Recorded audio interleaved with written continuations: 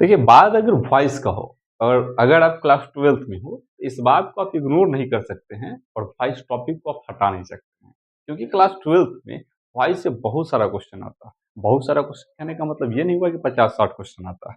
Voice से 3 question आता है और प्रत्येक वर्ष आता है और 3 क्वेश्चन का वेटेज बहुत ज़्यादा होता है वही टॉपिक के लिए। क्योंकि एक टॉपिक से अगर 4 क्वेश्चन भी पूछे जा रहे हैं, तो ये वेटेज ज़्यादा होता है। तो यहाँ पे 3 क्वेश्चन पूछे जाते हैं, तो ये बड़ा टफ होता है। बहुत से विद्यार्थी इसको समझने का प्रयास करते हैं, लेकिन अंततः इसको छोड़ देते हैं, क्योंकि इसमें बहुत सारा जो है कि रूल्स होता है, इसको समझना होता है, और विद्यार्थी इसको समझ नहीं पाते। इसका कारण ये होता है कि रूल्स को समझाया नहीं जाता है कॉन्सेप्ट के अकॉर्डिंग, बस इसको याद कराया जाता है, रटाया जाता है। और बावजूद भी बहुत सारा जो है कि टीचर हैं जो पढ़ा रहे हैं और बच्चे भी पढ़ रहे हैं। इसका रीज़न ये है कि बच्चे भी वही काम कर रहे हैं। बच्चे उस जगह पे पढ़ना थोड़ा ज़्यादा पसंद करते हैं जहाँ उनको लगता है कि ये ज़्यादा पहले से रीच किया हुआ चैनल है। तो ऐसे में आप ध्यान दीजिए कि रीच वाले चैनल को आप नहीं देखिए, जो पहुँचा हुआ चैनल है उसको नहीं देखिए। हम ये नहीं कह रहे कि उसको नहीं देखिए। आप ध्यान दीजिए इस बात पे कि कॉन्सेप्ट कहाँ पे दिया जा रहा है, कॉन्सेप्ट कहाँ पे समझाया जा रहा है। क्योंकि कॉन्सेप्ट से चीज़ों को अगर आप समझते हैं, तो लंबे समय तक आपको चीज़ याद रहेगा। अगर आप कॉन्सेप्ट से नहीं पढ़ते हैं और रट करके चीज़ों को आप सीखते हैं, तो गारंटी है ज़्यादा से ज़्यादा आप 10 दिन तक चीज़ों को दिमाग में रख पाइएगा। और आपको पता है एग्ज़ामिनेशन तक चीज़ों को याद करना कितना टफ होता है। तो आप इन सब चीज़ों से बचना चाहते हैं, कॉन्सेप्ट को समझना चाहते हैं, तो मेरे वीडियो को देखिए, बहुत कुछ अच्छा समझ में आपको आने वाला है। लेकिन एक बात आपको हम बताएँगे कि हम इसका वन शॉट वीडियो नहीं बना रहे हैं, क्योंकि ये लल्लू-पुल्लू का खेल नहीं है कि आप ऐसे ही बना देंगे। चाहे तो हम ऐसे भी एक शॉर्ट वीडियो बनाएँगे और 20 मिनट का उसमें पूरा वॉइस कंप्लीट कर देंगे, लेकिन नहीं, पूरा 3 नंबर कहीं से भी पूछे तो वो आपका कंप्लीट होगा, जब आप मेरे वीडियो को देखिएगा तब। चलिए, तो इसका अभी जो हम वीडियो बना रहे हैं वॉइस का, ये हमारा पार्ट 3 है। इससे पहले पार्ट 1 और पार्ट 2 हम बना दिए हुए हैं। चीज़ों को आप जड़ से समझना चाहते हैं, तो पहले आप उन वीडियोज़ को देख लीजिए, तब जाकर के इस वीडियो को देखिएगा, ज़्यादा मज़ा आएगा, समझ में आएगा आपको। इसमें हम आपको प्रेज़ेंट पढ़ा दिए हुए हैं। और आज के टॉपिक में अगर हमारे पुराने व्यूअर्स से जो आप पार्ट 1 और 2 देख लिए होंगे, तो आज बहुत मज़ा आने वाला है। आज हम लोग टच करने वाले हैं वॉइस का दूसरा चौथा टॉपिक पास्ट इंडेफिनिट, और अब सब कुछ आसान होने वाला है। कैसे? तो देखिएगा, मेरे एक भी बात को आप स्किप नहीं कीजिएगा। ये नहीं समझिएगा कि बात हो रहा है, हमारे बात में भी कुछ कॉन्सेप्ट आपको मिलने वाला है, ठीक है? और मेरा ये तरीका है, मेरा ऐसा मानना है कि चीज़ों को हम पढ़ाने पे हम तब आएँगे जब हम चीज़ों का कहानी या स्टोरी बता देंगे, क्योंकि स्टोरी और कहानी में बहुत सारा बात छिपा रहता है। स्टोरी के अकॉर्डिंग ही आपका काम होने वाला है। स्टोरी क्या है जी, कि हमने प्रेज़ेंट को जो पढ़ाया था या फिर टेंस को जो शुरू से हमने बताया था, तो हम बताए थे आपको कि टेंस 12 होते हैं और 12 टेंस जो होता है ये वॉइस से ही होता है। एक्टिव वॉइस होता है और इसी को पैसिव वॉइस में चेंज करना होता है। लेकिन टेंस को अगर 12 टेंस का बात किया जाए, तो उसमें से 4 टेंस को हटाया जाता है और बचता है 8, और उसी 8 टेंस को हम पढ़ रहे हैं कि कैसे एक्टिव से पैसिव में चेंज किया जाता है, जिसको हम 8 बेसिक रूल्स का जो है कि स्टार हम आपको लिखाए थे, और उसी को अभी हम फॉलो कर रहे हैं, ठीक है? जिसमें से चौथा हमारा चल रहा है और टॉपिक है पास्ट इंडेफिनिट। तो हम लोग देखेंगे कि पास्ट इंडेफिनिट क्या है और कैसे इसको बनाते हैं।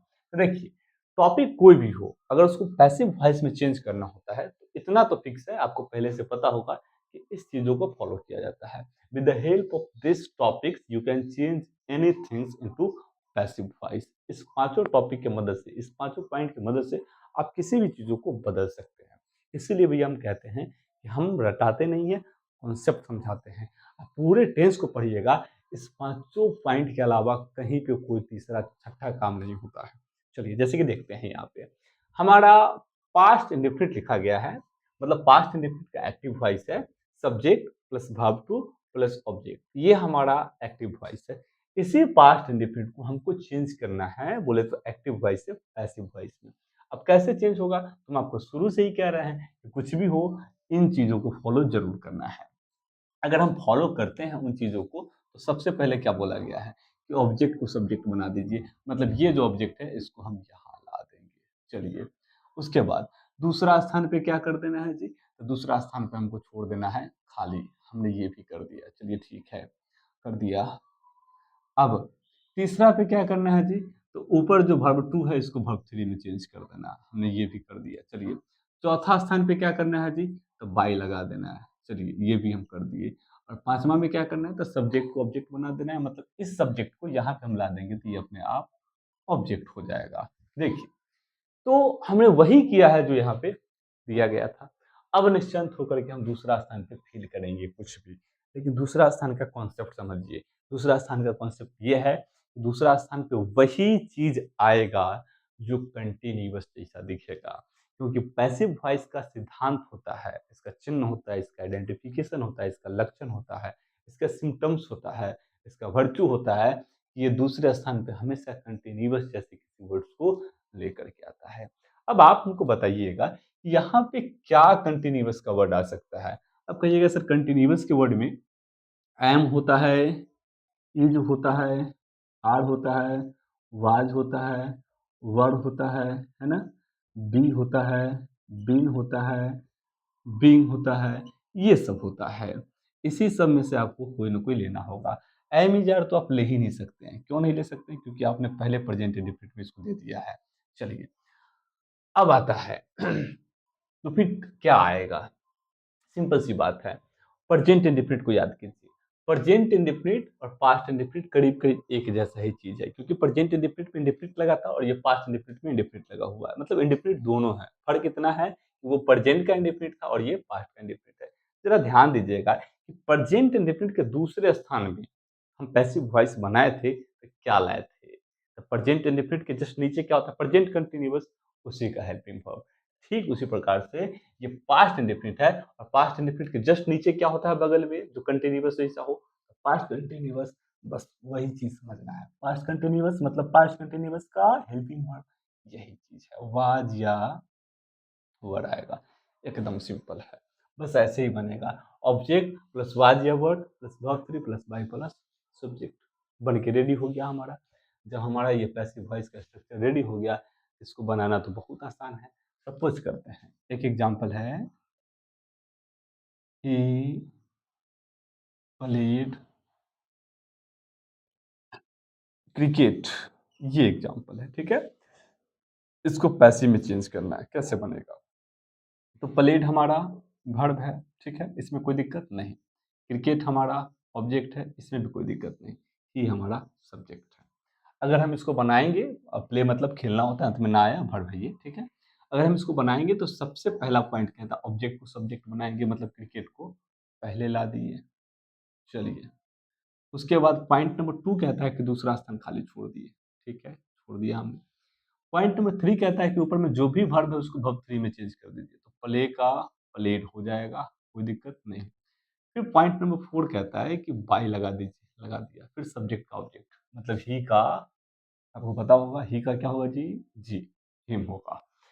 अब पूरा हमारा बन गया, 99% चीज हमारा बन करके रेडी हो गया हुआ है। अब 1% यहाँ पे बच गया हुआ है, इसी को फिल करना है। कैसे फिल कीजिएगा? तो ऊपर देख लीजिए, वर्ब टू लगा हुआ है ना, मतलब ये पास्ट इंडेफिनिट है। पास्ट इंडेफिनिट है तो कहाँ जाएगा? नीचे क्या है, बगल में क्या है जो कंटिन्यूअस था? Past continuous. और उसमें वाज वर्ड होता है, तो क्रिकेट के साथ आप ही बताइए, वाज बढ़िया लगेगा या फिर वर्ड बढ़िया लगेगा? तो सिंपल सी बात, वाज, मतलब बन के रेडी हो गया, cricket was played by him. So इस प्रकार से हमारा पास्ट इंडेफिनिट बनेगा।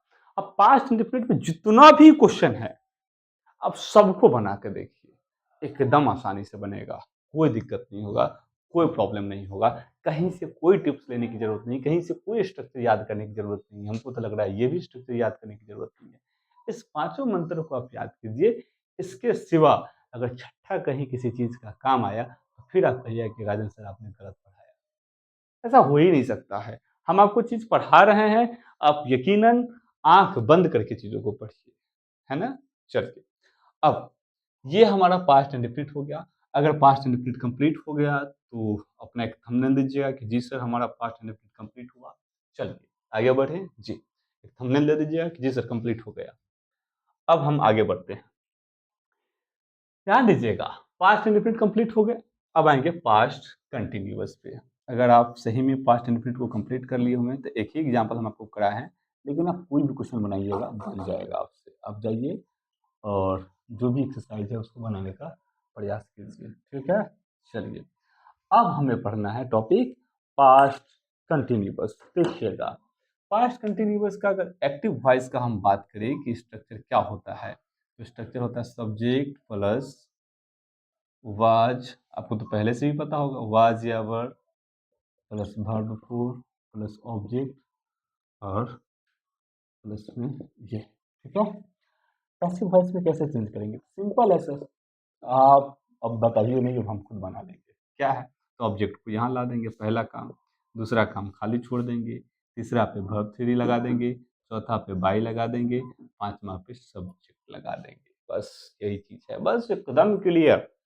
अब सब कुछ आपका आसान होने वाला है। देखिए, अब अब दूसरा स्थान पे क्या आएगा, क्योंकि फंडा तो यही होता है। तो जब दूसरा स्थान का बारी आए ना, तो थोड़ा कॉन्सेप्ट लगाइएगा कि प्रेजेंट में क्या हुआ था।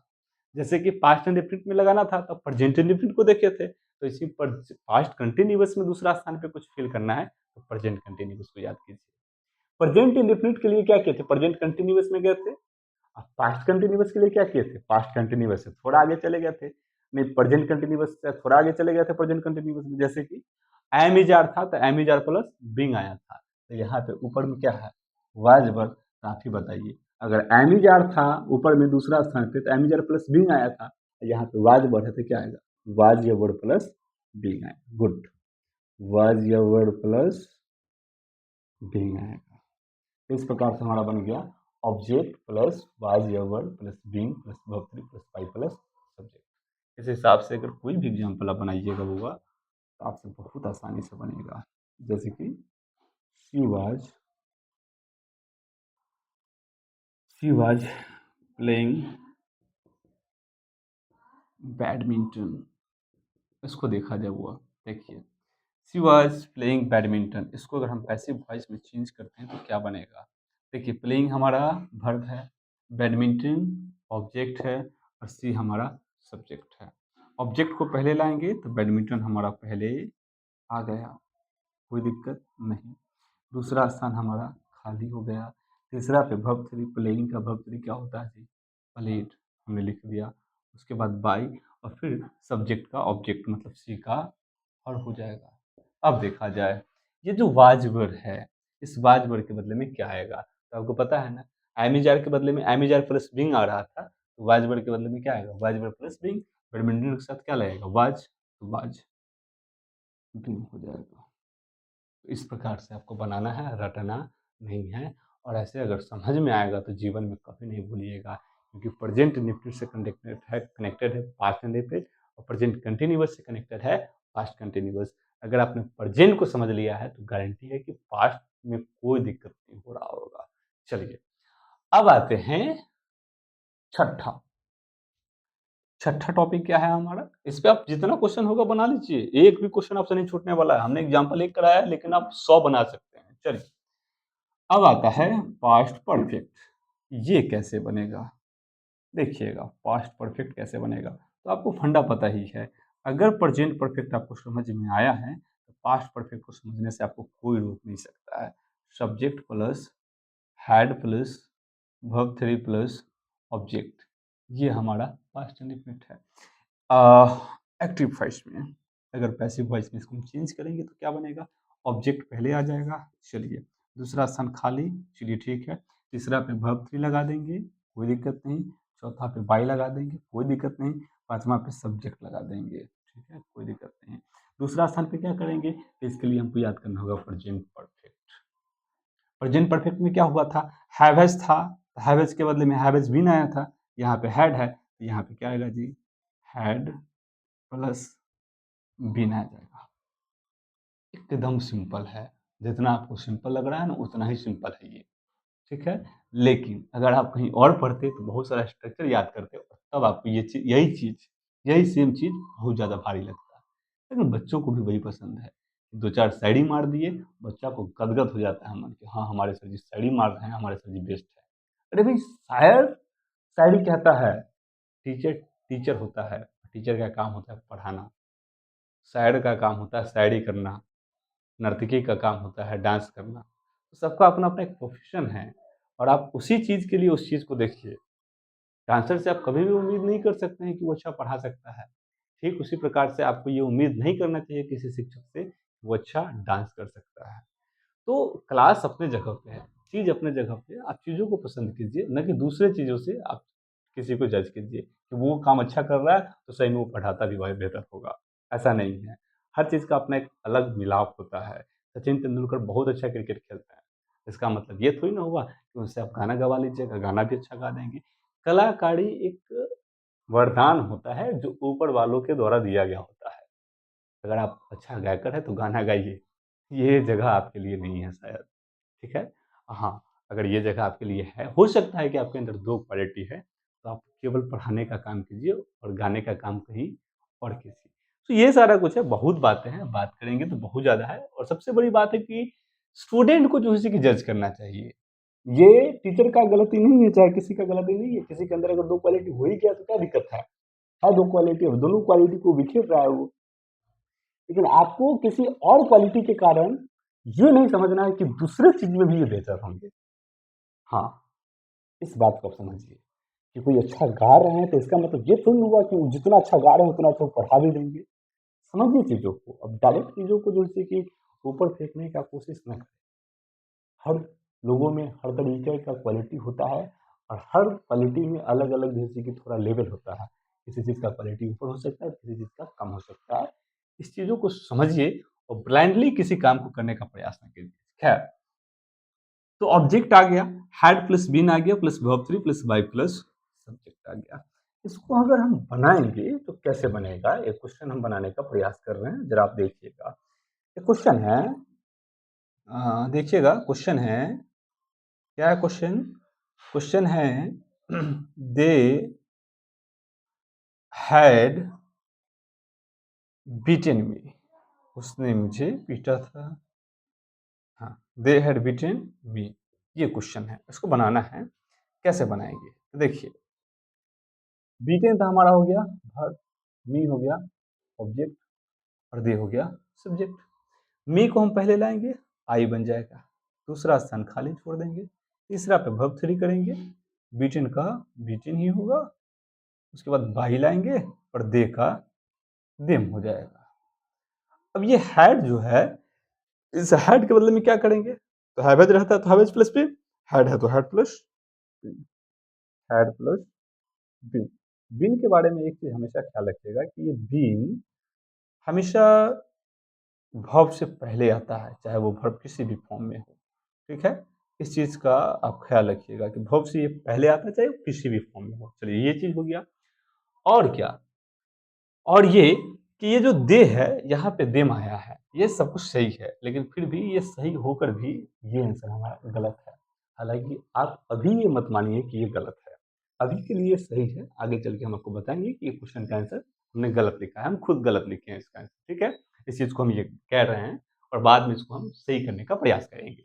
ऐसा इसलिए क्योंकि अभी हम इसको बता दें कि ये गलत कैसे है, तो फिर आपका दिमाग मगप हो जाएगा, चीज़ों को समझ नहीं पाइएगा। तो अभी के लिए फिलहाल हम यही मानते हैं कि सही है, बाद में आपको बताएँगे कि ये कैसे गलत है, ठीक है? चलिए, तो इस प्रकार से आज के क्लास में हमने past indefinite, past continuous, past perfect को समझा।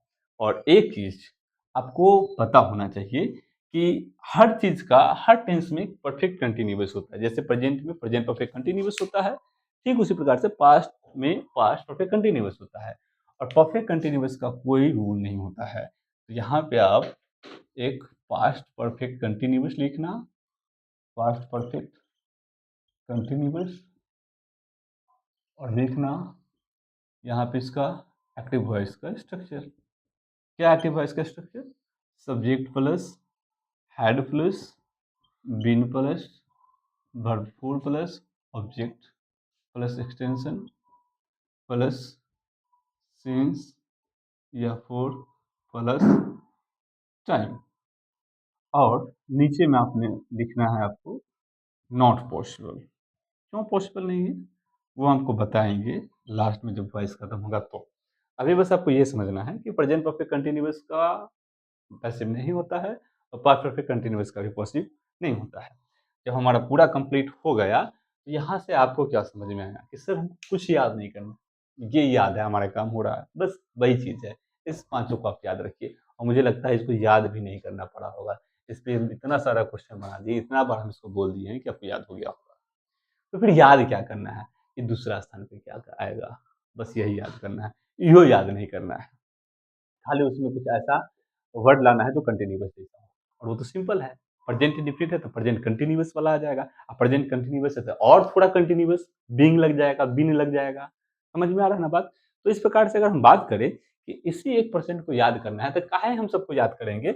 इस पूरे को उतार लेते हैं और उसके बाद इसका हम एक समरी बनाते हैं। उस समरी को अगर आप याद कर लेते हैं तो पूरा वॉइस का पास्ट इंडेफिनिट का वॉइस पास्ट का वॉइस खत्म हो जाएगा आपका, कंप्लीट हो जाएगा। और जब भी आपको वॉइस रिवीजन करने का मन करे तो आप इस पूरी चीज़ को नहीं देखना।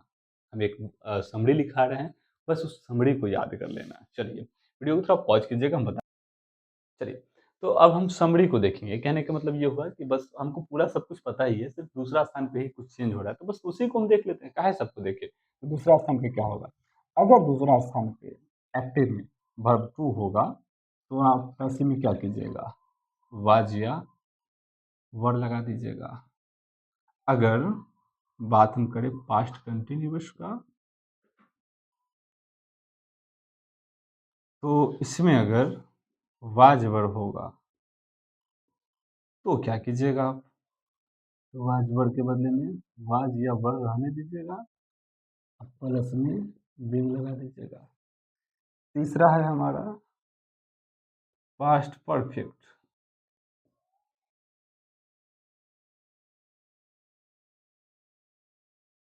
इसमें क्या कीजिएगा?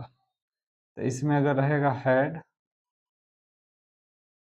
तो आप कर दीजिएगा हैड प्लस बिन। चौथा हमारा है पास्ट परफेक्ट कंटिन्यूअस। इसमें क्या कीजिएगा? तो हैड प्लस बिन रहेगा और इधर हो जाएगा नॉट पॉसिबल। तो इस प्रकार से हमारा ये समरी है। इस समरी को आप जब भी आपको रिवीजन करने का मन करेगा, तो बस आप इस समरी को देख लीजिएगा, आपका काम पूरा का पूरा कंप्लीट हो जाएगा। तो इस प्रकार से हमारा वॉइस का पार्ट 3 वीडियो कंप्लीट होता है। देखते हैं ये वीडियो कहाँ तक जाता है, कहाँ तक पहुँचता है। अगर आप में से लोग पढ़ने वाले हैं, इस वीडियो को ज़रूर ज़्यादा से ज़्यादा शेयर कीजिएगा। बाकी आज की इस वीडियो के लिए इतना ही रखते हैं। मिलते हैं फिर नेक्स्ट वीडियो में पास्ट परफेक्ट कंटिन्यूअस के साथ और कुछ फ्यूचर परफेक्ट के साथ और भी कुछ नए मिसलेनियस के साथ। बाकी बात आज के लिए इतना ही रखते हैं। मिलते हैं फिर नेक्स्ट वीडियो में। धन्यवाद।